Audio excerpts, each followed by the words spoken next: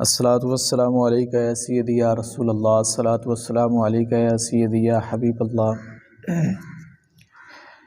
یہ عبدالسمیع آپ نے اچھا سوال کیا، اور یہ ضرورت بھی ہے کہ وہ عورت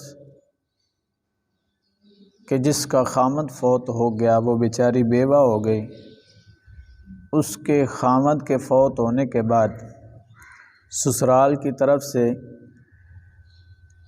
اس پر ظلم و ستم بھی کیا جاتا ہے، اور یہاں تک کہ اس کو اس کے خامند کے گھر سے بھی نکالا جاتا ہے، اور بعض اوقات لڑکی کے گھر والے، اس عورت کے گھر والے خود ہی اس عورت کو اپنے گھر واپس لے جاتے ہیں، میکے میں لے جاتے ہیں۔ تو آپ کا سوال یہی تھا کہ کیا سسرال والوں کا اس عورت کو اس کے شوہر کے گھر سے نکالنا، یا پھر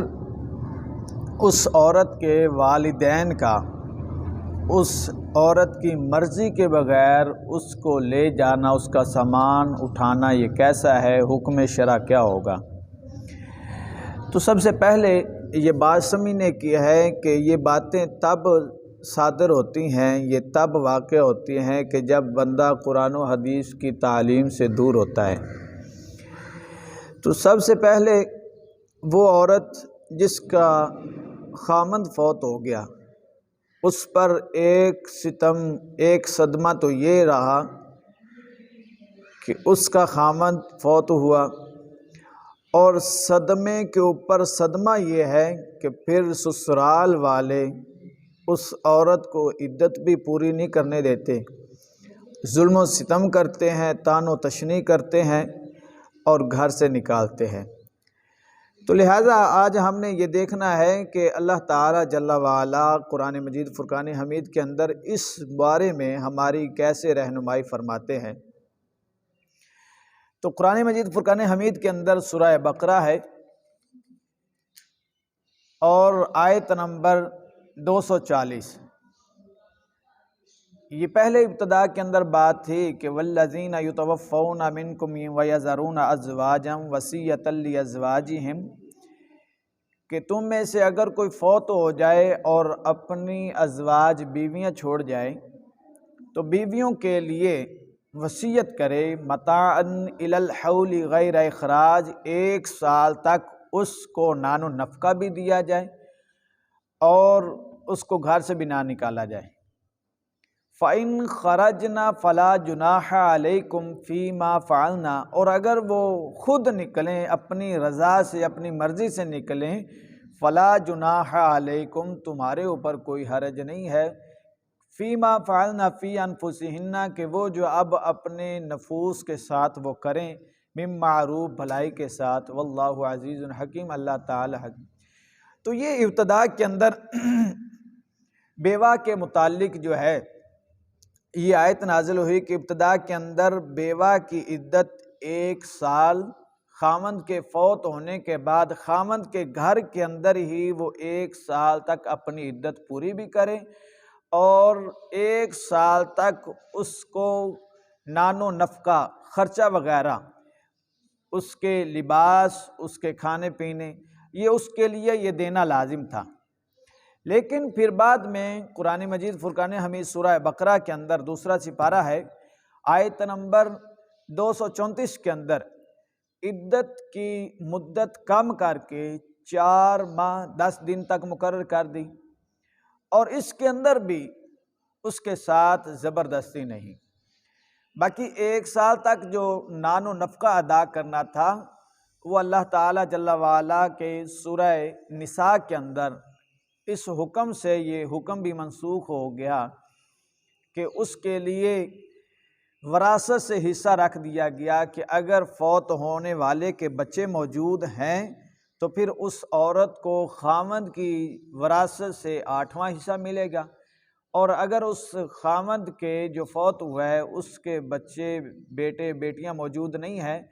تو پھر اس کی بیوی کو بحیثیت زوجہ خامند کی جائیداد سے 4تھا حصہ ملے گا۔ تو لہٰذا قرآن مجید فرقان حمید کے یہ تینوں احکامات ہمارے سامنے ہیں، اور جس آیت سے 1 سال کی عدت کم کر کے 4 ماہ 10 دن مقرر ہوئی، اس کے اندر بھی فرمایا فَإِذَا بَلَغْنَا أَجَلَهُنَّ کہ جب وہ اپنی مدت پوری کر لے فَلَا جُنَاحَ عَلَيْكُمْ تمہارے اوپر کوئی حرج نہیں ہے فِيمَا فَعَلْنَا فِي أَنفُسِهِنَّ بِالْمَعْرُوفِ کہ وہ اب اپنے نفسوں سے اپنی جانوں سے کیا وہ کریں، اس کا تمہارے اوپر کوئی حرج نہیں، کوئی گناہ نہیں۔ تو تینوں صورتحال کے اندر عورت کو اس کی مرضی کے مطابق ہی فیصلہ کرنا چاہیے، اس کے ساتھ زبردستی نہیں، ظلم و زیادتی نہیں، نہ اس کا گھر سے نکالنا۔ اگر وہ مکان اس کے خاوند کی وراثت سے ہے اور اس کے حصے کے اندر آیا تو بالکل ہی پھر نہیں نکال سکتے، یہ کسی کے اندر کوئی طاقت نہیں ہے کہ وہ شرعی حکم کے ساتھ وہ مقابلہ کر کے اس عورت کو گھر سے بے دخل کریں۔ اور اگر لڑکی کے گھر والے اس لڑکی کی مرضی کے بغیر ہی وہ سامان اٹھانے کے لیے تیار ہوتے ہیں تو پھر لڑکی کی مرضی کے بغیر، اس عورت کی مرضی کے بغیر یہ ان کو بھی اجازت نہیں ہے۔ جب عدت پوری ہو جائے پھر وہ چاہے تو اپنی مرضی سے آگے نکاح کر لے اور چاہے تو اپنی مرضی پر وہ اسی کو موقوف ہے۔ تو لہٰذا سسرال والوں کا اس بچی کو تنگ کرنا، اس عورت کو تنگ کرنا جس بیچاری کا خامد فوت ہو گیا ہے، پہلے وہ بیوہ ہو گئی ہے اور پھر ظلم و ستم کے پہاڑ ڈھائے جاتے ہیں، تو شرعی نقطہ نظر یہی ہے کہ اگر وہ ایسا زبردستی ظلم و زیادتی کریں گے تو پھر وہ گناہ گار ہوں گے، کیونکہ یہ حکم شرعی کے خلاف ہے۔ اور وہ بچی، وہ عورت جس کا خامد فوت ہوا ہے، اس کے لیے یہ 3 چیزیں وہ اپنے خامد کے گھر کے اندر ہی وہ پوری عدت پوری کرے 4 ماہ 10 دن، اور پھر اس کے خامد سے، خامد کی وراثت سے اس کو حصہ بھی دیا جائے۔ اگر اولاد ہے تو پھر 8واں حصہ، اگر خامد کی اولاد نہیں تو پھر 4تھا حصہ اس کی وراثت سے حصہ ملے،